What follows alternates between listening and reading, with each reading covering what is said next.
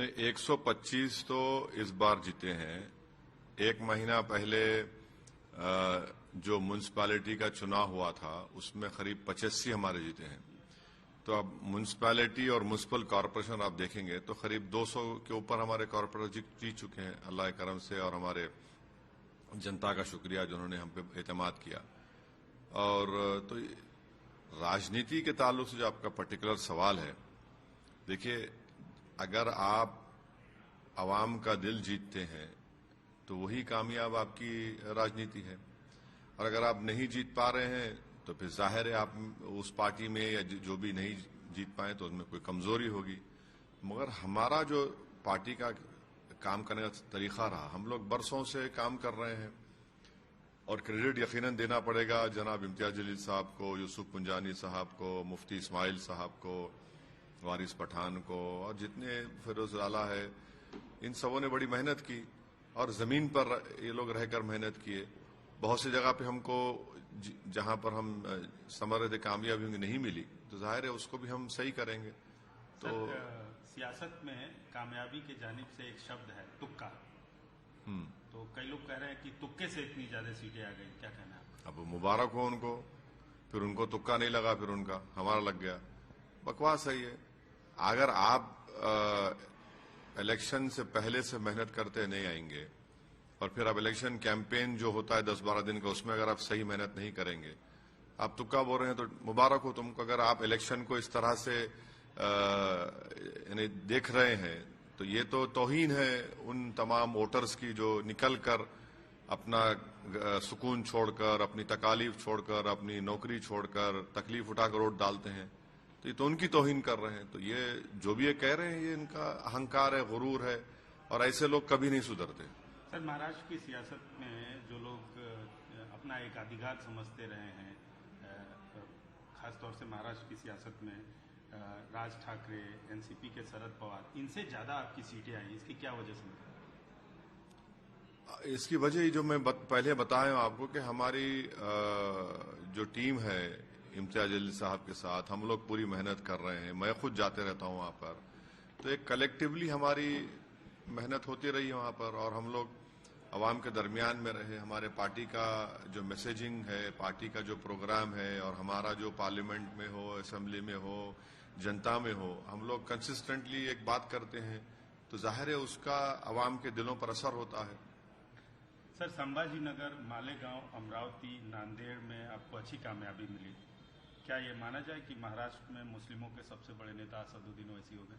नहीं, मैं शुरू से यही कह रहा हूं कि मैं मुसलमानों का नेता नहीं हूं, ना मैं कोई बनना चाह रहा हूं। हाँ, हमारी पार्टी की पूरी कोशिश यही है कि हम नेता को बनाएं, और इंशाअल्लाह ताला एक नहीं, ऐसे सौों की तादाद में जमीनी सतह से नेता हमारी पार्टी से बनेंगे, बन रहे हैं, और वही फ्यूचर को मुस्तकबिल में आगे जाकर लीडरशिप का रोल निभाएंगे। सर, इस बार मराठवाड़ा में, पश्चिम महाराष्ट्र में, मुंबई जैसे शहरों इलाकों में आपकी मजबूती हुई, इसके पीछे वजह क्या रही? क्या आप बार बार अपनी मेहनत और अपने कार्यकर्ताओं की मेहनत की दलील दे रहे हैं, जो सियासी सूरत हाल जो बनी चुनाव के दौरान, आप उसको भी वजह मानते हैं या नहीं मानते हैं? क्या सियासी सूरत हाल? सियासी सूरत हाल तो बदल ही नहीं रही, देश में एक ही सूरत हाल है, उसमें तो उससे क्या करना है? अगर आप इलेक्शन से पहले काम नहीं करेंगे, इलेक्शन कैंपेन अगर आप दिन रात एक नहीं करेंगे, इंटेंसिव कैंपेन नहीं करेंगे, मिसाल के तौर पर औरंगाबाद में एक हमारे जो पार्टी के अपोनेंट्स है, एक माहौल बनाने की कोशिश किए, और पूरा माहौल उन्हीं को शिकस्त हुई। तो जब तक आप जाएंगे नहीं और दूसरी पार्टियों के गलतियों का फायदा नहीं उठाएंगे तो फिर कैसा होगा? अबू आजमी के इलाके मानखुर्द में भी आप जीते हैं। हाँ, वहां पर 8 में से शिवाजी मानखुर्द में 8 प्रभाग थे, उसमें से 6 हम लोग कामयाबी हासिल करे, और मैं इसका क्रेडिट देता हूं जनाब अहमद बलाला साहब जो वहां के ऑब्जर्वर थे, और वहां के हमारे अतीक साहब जो वहां के प्रेसिडेंट हैं, उन्होंने अच्छे उम्मीदवारों का सिलेक्शन किया, और मैं सलाम करता हूं, शुक्रिया अदा करता हूं वहां की जनता को कि उन्होंने बड़े ही बेपनाह मोहब्बत के जरिए हमको वहां पे कामयाब किया, बल्कि इकबाल साहब हमारे दलित उम्मीदवार भी वहां से कामयाब हुए। सर, क्या बीएमसी मेयर चुनाव में आप बीजेपी को समर्थन देंगे? देखिए प्रमोद साहब, ये हो ही नहीं सकता। समंदर के दो किनारे कभी एक नहीं हो सकते। एक हमारे अकोट से 5 कॉर्पोरेटर जीते थे, उनको हमने वार्न किया था। पहले उन्होंने हमसे कहा कि गुट बनाते खुद उनको नहीं मालूम था कि बीजेपी है, तो हमने उनसे कहा कि फौरन जाकर आप आपके म्युनिसिपल कमिश्नर लेटर दीजिए, उस ग्रुप से बाहर निकलिए। उन्हें लेटर दिया।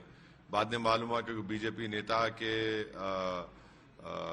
बेटे को उन्होंने कोऑप्शन में तायद की, तो इम्तियाज जलील साहब ने उनको पार्टी से सस्पेंड कर दिया। और अगर कोई भी, चाहे बीजेपी हो, एकनाथ शिंदे हो या अजित पवार हो, इनके साथ जाएंगे तो पार्टी उनके खिलाफ एक्शन लेगी। हम नहीं जा सकते उनके साथ। सर, आप बार बार इस बात का विरोध करते हैं कि आप पे आरोप लगता रहा है चुनाव के दौरान, और लगातार लग रहा है, चाहे आप बिहार में लड़ें, चाहे आप गुजरात में लड़ें, चाहे आप झारखंड में लड़ें, चाहे महाराष्ट्र में लड़ें, कि बीजेपी के साथ आपका कहीं न कहीं मैच फिक्स होता है।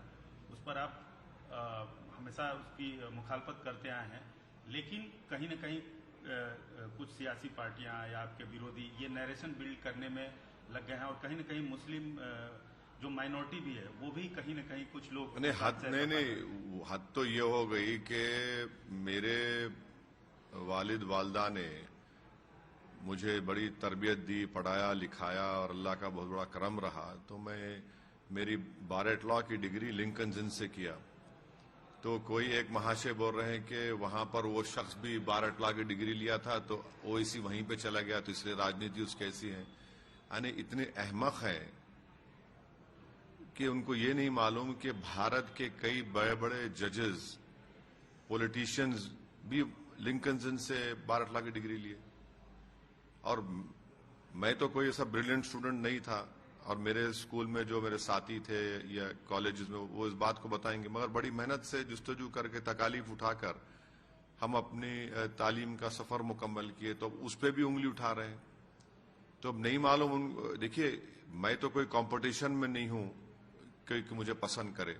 आप मुझसे नफरत करते, अल्लाह आपकी नफरत आपको मुबारक करे। मैं चुनाव लड़ूंगा, और इनके इस तरह की बकवास, झूठे इल्जामात इस बात का पैगाम देती है कि मैं जो कर रहा हूं मैं उसमें कामयाब हो रहा हूं।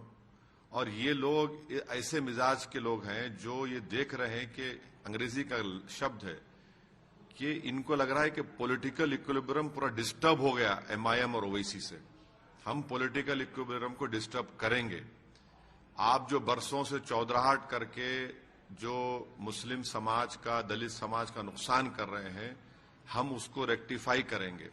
और अगर ये जो इल्जाम लगाने वालों को तकलीफ इस बात की है कि वो घर बैठकर राजनीति करते थे और सौदेबाजी करते थे, ये एजेंट हैं, ब्रोकरी का काम करते थे, हम इनकी दुकानों को बंद करने की कोशिश कर रहे हैं। क्योंकि ये जो इल्जाम लगाते हैं, इनका जमीन पे एक पैसा कनेक्शन नहीं है लोगों का। ना उनमें इतनी हिम्मत है कि विधानसभा हो या पार्लियामेंट में हो, खड़े होकर खुलकर बीजेपी की मुखालिफत भी करे और सच्चाई को बयान करे। वो नहीं कर सकते लोग। सर, सवाल उसमें ये था कि आपका जो बेसिक वोट बैंक है मुस्लिम कम्युनिटी, उसमें ये नरेशन होता जा रहा है, बनता जा रहा है। कुछ लोग एक तबका मानता जा रहा है कि आप बीजेपी के साथ। अरे छोड़िए ना, कितने लोग हैं मैंने नाच ना जाने तो आंगन टेढ़ा। जनता वोट डाल रही है, हमको कामयाब कर रही है। आपने हमारे 4 विधायक को तोड़ लिया बिहार में, वो क्या गांधीयन काम था? इतनी बेशर्मी है लोगों में कि तुम जब तोड़ते तो तुम्हारा तोड़ना बड़ा नेक काम है, और वही काम महाराष्ट्र में हो गया। शिवसेना के 2 टुकड़े हो गए, एनसीपी के 2 टुकड़े हो गए, कर्नाटका में कांग्रेस की सरकार के एमएलए भाग गए, मध्य प्रदेश में भाग गए, तो आपने आसमान को सर पे उठा लिया। यही इन लोगों की मुनाफिकत है, जिसको अंग्रेजी में बोलते हिपोक्रेसी है। ये दोहरा रवैया है इनका। आप 4 तोड़े हमारे, माशाल्लाह से हम दोबारा जीते, और फिर जो हमारे विधायक थे कोचाधामन के, जिनको आपने टिकट नहीं दिया, उनको इस्तेमाल किया। मैं उनके घर गया और जाकर उनको वापस ले आया, हाजी साहब को मैं।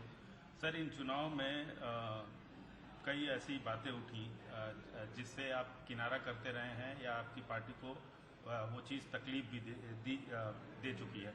15 मिनट और बुर्का, क्या इन सब चीजों अरे प्रमोद साहब, आपकी बिरादरी चलाती है न्यूज। मैं हमें बोला क्या प्रमोद साहब चलाओ बोल के कभी आपको कोई चीज? कभी आप मैं किसी को बोला कि कभी नहीं बोलूंगा मैं।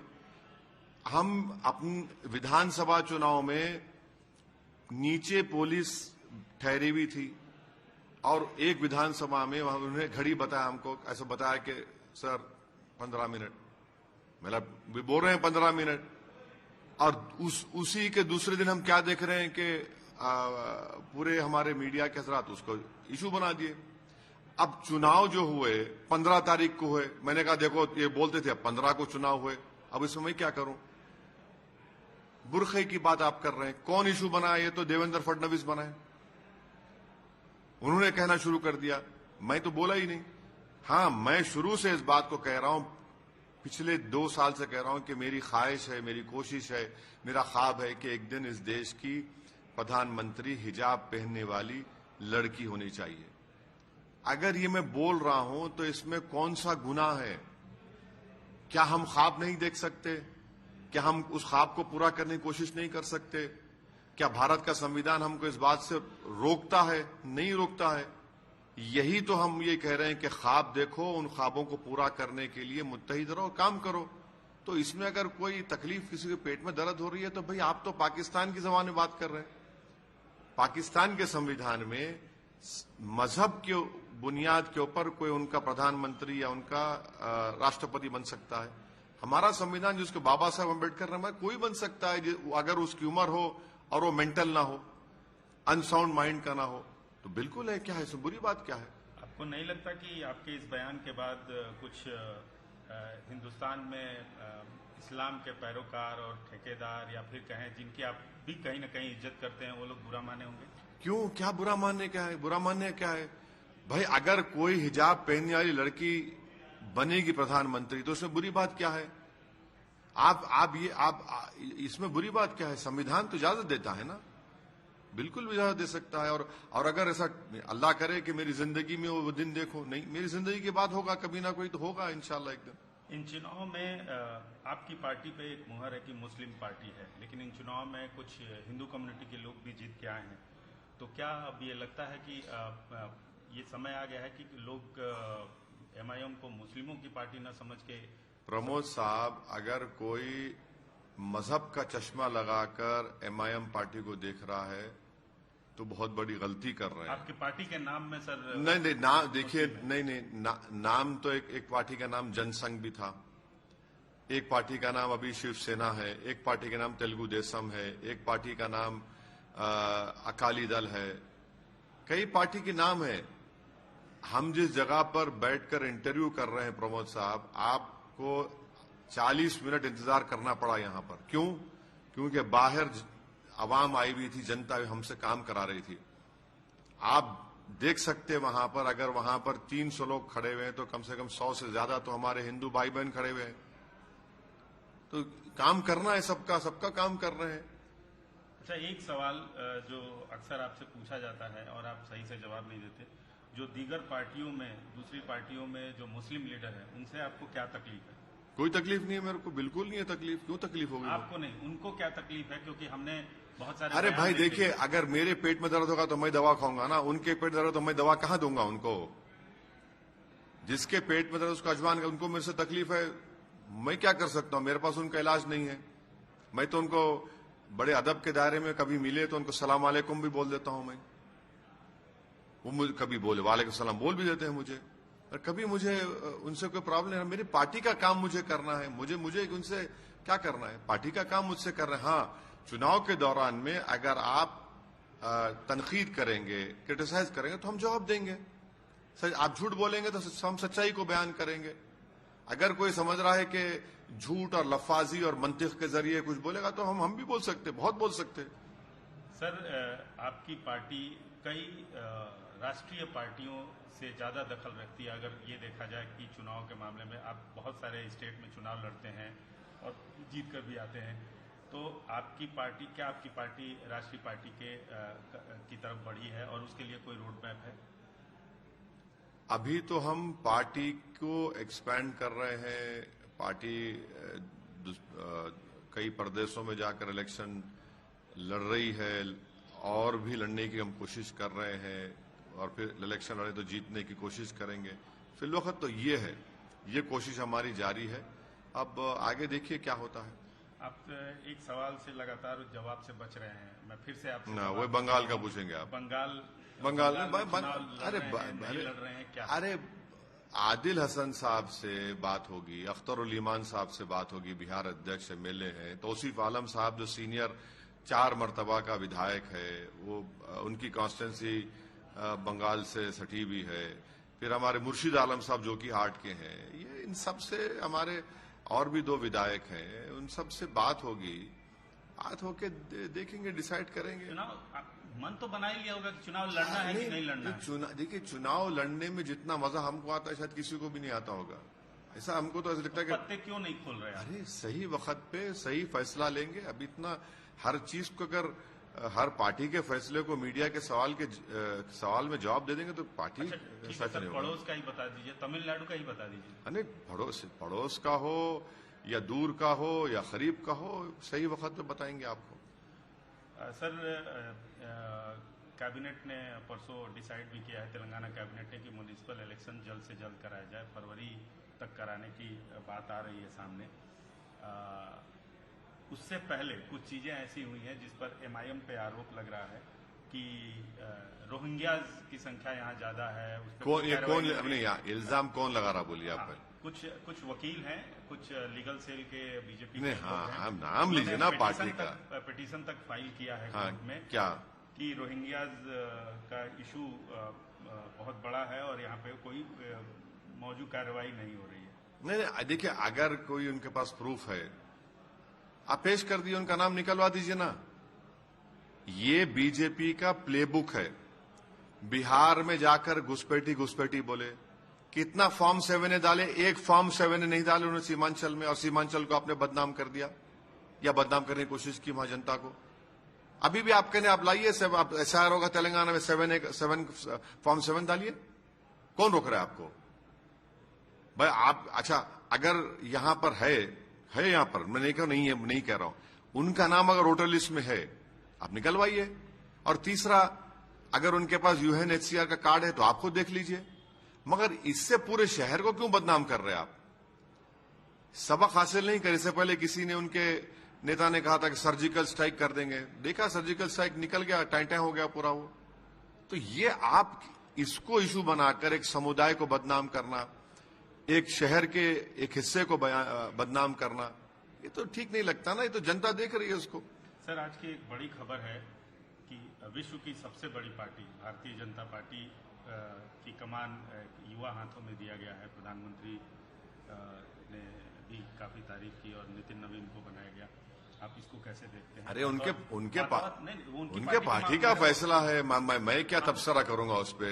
नहीं, सबसे ज्यादा बीजेपी पे करते हैं। हाँ, तो करते हैं अटैक। हाँ, अटैक करते हैं। अब वो उनकी पार्टी ने किसी को बनाया है तो क्या आगे क्या उम्मीद? अरे देखेंगे उनको। अरे आप लोग उसका ऐसा बड़ा इशू बना रहे। अरे उससे क्या बड़ा इशू है वो?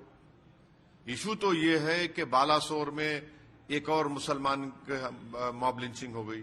इशू तो यह है कि एक यूपी में एक घर में लोग नमाज पढ़ रहे तो केस बुक कर रहे थे। माने अगर सिर्फ मुसलमान समाज ही नमाज पढ़ता है, दूसरा समाज कुछ भी कर ले, फिक्र नहीं है बीजेपी सरकार को। ये मुद्दा होना चाहिए। बेरोजगारी आसमान पे है। आज फिर प्रधानमंत्री ने बोला है कि आगे हमें हर चुनौती का पूरे समर्थ से सामना करना है। आज देश के सामने सबसे बड़ी चुनौती घुसपैठियों की है। दुनिया के समर्थ में देश भी अपने देश में घुसपैठिए उनकी जांच कर रहे हैं। 11 साल से बीजेपी की सरकार है। आप इंडिया बांग्लादेश बॉर्डर की फेंसिंग नहीं कर पा रहे हैं। हाँ, आप क्रिकेट बांग्लादेश की क्रिकेट टीम यहां पर आने से पीछे हट रही है। हमारे बांग्लादेश में इंस्टेबिलिटी हमारे लिए ठीक नहीं है। ट्रंप हमसे कह रहा है कि मोदी जी ने सर और प्लीज कहा। ट्रम्प का नुमाइंदा कह रहा है कि मोदी जी फोन नहीं किए इसलिए ट्रेड एग्रीमेंट नहीं हो रहा है। हाँ, और चीन को हम बोल रहे हैं कि भारत में आकर इन्वेस्टमेंट करो। वो चीन जो ऑपरेशन सिंदूर के दौरान पाकिस्तान की पूरी मदद किया, हथियारों से, सैटेलाइट इमेजेस से, पूरे टेक्नोलॉजी दिया, ये इसके बारे में कौन जवाब देगा? दिल्ली में पोल्यूशन उरूज पर है। हाँ, इस पे आप बात ही नहीं करना चाह रहे। सर, एक लोकल इशू है। आज सुबह काफी सियासी पारा गर्म हो गया तेलंगाना में। कल एक एक्स मिनिस्टर हैं हरीश राव को नोटिस दिया फोन टैपिंग में। आज सुबह उन लोगों ने तमाम तरह के आरोप लगाए कांग्रेस सरकार पे। नोटिस दिया, जवाब दीजिए उसका वकील से, जवाब दीजिए वकील से। वो वेंडेटा पॉलिटिक्स की बात कर रहे हैं कि ये वेंडेटा पॉलिटिक्स। अब वो भाई नोटिस दिया, जवाब दीजिए ना, आप वकील से जवाब दे दीजिए उसको। आपके समर्थन नहीं नोटिस नहीं नोटिस क्या है वो ये तो बोलिए। फोन टैपिंग नहीं, नोटिस क्या है? एक्यूज की है, एज एन एक्यूज बनाया उनको, या फिर उनको पूछताछ करना चाह रहे हैं? अगर वो अपने लॉयर से मशवरा कर लें, हाईकोर्ट चले जाइए, चलिए आप, उसमें क्या है? लीगल प्रोसेस का अगर वो किसी BNSS सेक्शन के तहत दे रहे हैं तो आप लीगल कार्रवाई करिए। आप अपना तो आप स्टेटमेंट दे चुके हैं ना। लेकिन BRS की तरफ से कहा जा रहा है कि मौजूदा सरकार वेंडेटा पॉलिटिक्स के तहत ऐसी कार्रवाइयां कर रही है। उस पर आपका क्या कहना है? भाई नोटिस दिए हैं, नोटिस का जवाब दे दीजिए आप, खत्म हो गया। या तो आप कोर्ट को जाइए, आपके ने पूरा लीगल ऑप्शंस हैं, आप लीगल ऑप्शंस को पूरा इस्तेमाल करिए। पॉलिटिकल आपने तो बात कर दी पॉलिटिकल, आपने अब आप लीगल ही करिए, लीगल करिए आप। सर, एक सवाल और है कि विश्व की सबसे बड़ी पार्टी में नेतृत्व यूथ को दिया जा रहा है। आपकी पार्टी में भी नेतृत्व यूथ में? हर जगह यूथ ही है भाई। देखिए, आप बीजेपी पार्टी की बात कर रहे हैं। भारत देश पूरे विश्व में एक ही देश है जिसका डेमोग्राफिक डिविडेंड जो इसको बोलते हैं, जिस देश की 60% आबादी 40 साल से कम उम्र नौजवानों पर मुश्तमिल है। उनको रोजगार नहीं है, उनके पास स्किल्स नहीं दे रही है सरकार, उनको सही राह नहीं दिखा रही है, और ये डेमोग्राफिक डिविडेंड और 20 साल रहेगा। इनके लिए क्या कर रहे हैं मोदी सरकार, ये बोलिए। आप देख लीजिए, आपकी पार्टी के लिए आप जो है कर रहे हैं, मगर वो जो देश का नौजवान जो 40 साल से कम उम्र है, अरे भाई 18 साल से लेकर 30 साल के दरमियान में 50% की आबादी है इस देश में, 133 करोड़ का देश। उनके लिए क्या हो रहा है बताइए? उनके लिए कब होगा? क्योंकि वो हम उस देश का, वही तबका, वही लोग हमारे देश का फ्यूचर है। उन्हीं के कंधों पर भारत का अच्छा मुस्तकबिल बन सकता है, मगर आप उनके बारे में सोच ही नहीं रहे हैं। उनके बारे में क्या हो रहा बता दीजिए देश को।